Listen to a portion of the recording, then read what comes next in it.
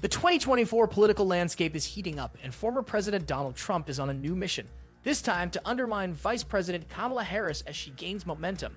In today's video, we'll dive into Trump's hardline strategy to derail Harris's rising influence. From sharp rhetoric to aggressive tactics, Trump is pulling out all the stops to weaken Harris's position in the race. But will his approach work, or will it backfire? Join us as we explore this intense political showdown and what it could mean for the future of American politics. Today, we will talk about Trump's hardline new quest to destroy Harris' momentum.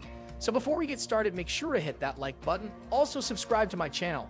Donald Trump is trying to crush Democratic nominee Kamala Harris' persona as a force of change and to destroy her personal credibility as a potential president as there's still fresh competition careens into the final 9 weeks before Election Day.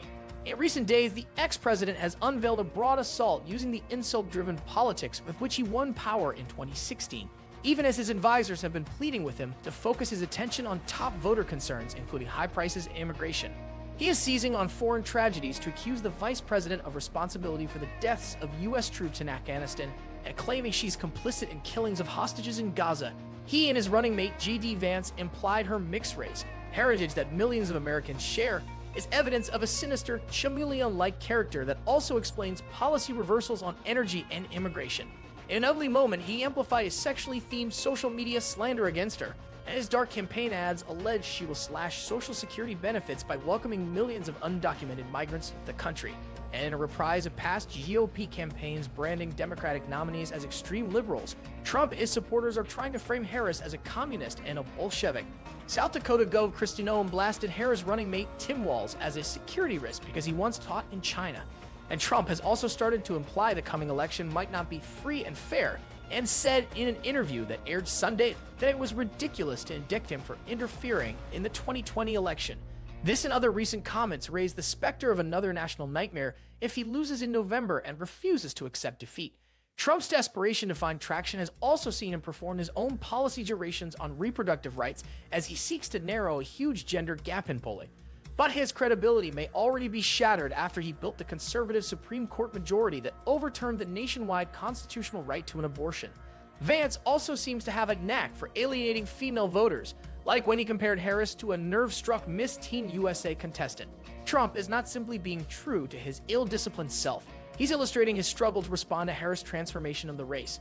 Increasingly brazen attempts to puncture Harris' bubble of hope also betray frustration in the Trump camp that she's managing to distinguish herself from her boss and is presenting a fresher option than her 78-year-old GOP rival. Trump is trying to compensate for his own liabilities. Trump's invective amounts to some of the most hardline political rhetoric in years, even by his own standards, and means the next 2 months are likely to be brutal. The question is whether this barrage of negative attacks is merely successful in stoking feelings of existential anger Trump uses to drive his base to the polls, or whether it begins to tarnish Harris at the margins in battleground states. It may make some sense for Trump to throw everything he can think of at Harris. In 2 presidential elections, the ex-president has never risen above 49% of the vote in the so-called blue wall states of Pennsylvania, Michigan, and Wisconsin, or the national popular count. So his chances in November may depend more on destroying the current feel-good factor around Harris and depressing her prospects among small groups of persuadable voters in swing states than on holding out hope of winning over new voters himself. But Trump's behavior brings its own risks. His antics last week, including a grinning, thumbs-up gravesite campaign photo op in Arlington National Cemetery that may have broken the law, could bolster Harris' warnings that Americans are pining for a chance to leave the bitterness and chaos of the Trump era behind.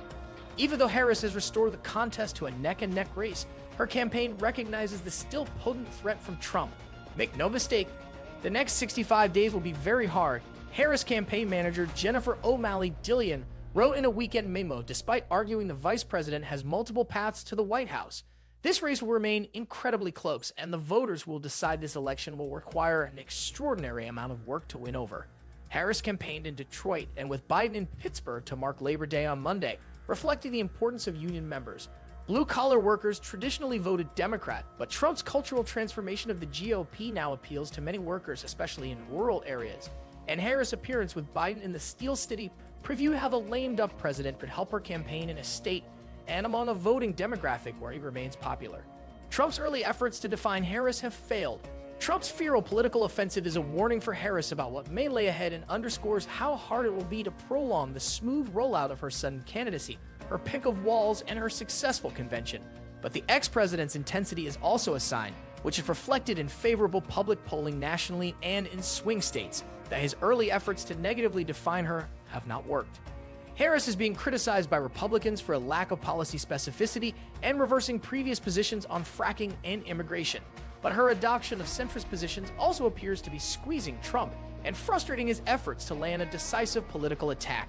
Her decision to take on high grocery prices with a vow to clamp down on supermarket giants might explain how she's narrowed the gap with Trump on who is most trusted on the economy.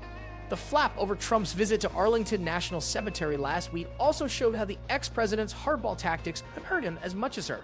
Trump's honoring of 13 U.S. service members killed in a suicide bombing amid the chaotic U.S. evacuation of Afghanistan in 2021 highlights one of the worst moments of the Biden-Harris administration.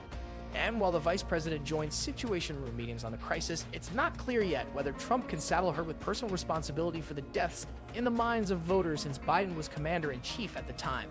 Harris took steps to counter Trump's Afghan gambit when she wrote on social media that he had disrespected sacred ground all for the sake of a political stunt in filming campaign videos at gravesites, and that this was part of a pattern of disparaging the sacrifices of American warriors.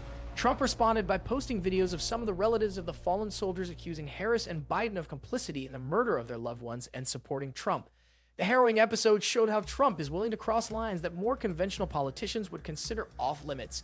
While some voters might consider he's honoring slain troops, others might agree with Harris that he is seizing on the deaths of Americans in foreign wars for political gain. What do you think of our video? Let me know in the comments section below. Before you go, please hit the like button and subscribe to my channel. Thanks for watching.